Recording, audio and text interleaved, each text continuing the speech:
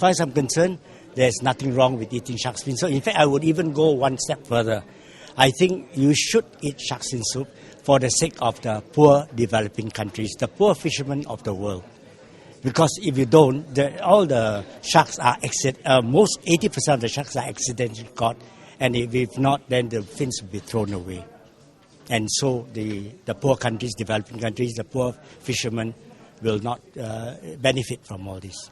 A bold statement in lieu of public sentiment that the consumption of shark's fin soup should be stopped as live finning is cruel, it endangers the shark population, and that shark's fin doesn't even have a taste. Bizarre. I mean, really bizarre. Because it actually tastes of nothing.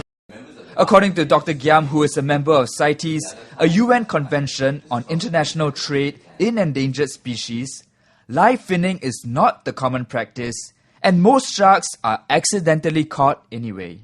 Whether you eat shark's fin soup or you don't eat it, sharks are caught all the time. And it is it's a bycatch of general fishing. 80% of the sharks are caught accidentally. And if you don't eat shark's fin soup, well, the fins will just be thrown away, and then they just keep the meat.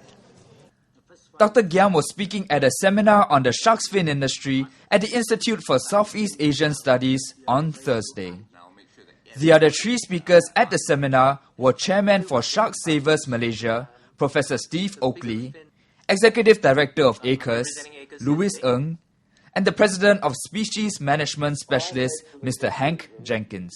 To make the public believe that by taking shark fin soup off the menu, it's going to result in fewer sharks being caught. It's not. There's every evidence to suggest that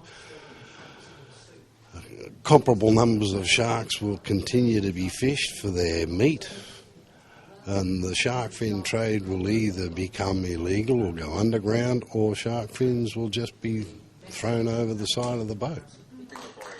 However, animal activist Louis Ng, founder of the Animal Concerns Research and Education Society, or ACRES for short, is sticking to his guns.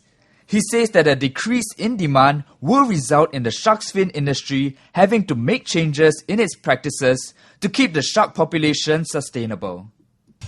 I think we need to remember that this industry is profit-driven. If the profits remain the same, every year I still earn $100 million, then change will not come. But if they start to feel the pinch, that consumers are now realizing, wait a second, this is unsustainable, and I'm going to stop eating, and their profit starts to drop, then the industry will start to realize that they must change. They must start to manage it more properly, more sustainably, before they can win the hearts and minds of the consumer. And that's the only thing that needs to happen now. We're not calling for a complete ban indefinitely, but we're saying, let's look at the stats. Let's let the shark populations recover. Let's do some proper management. And then let's reopen the trade again only when it is certified sustainable. What can Singapore do to help sustain the shark population?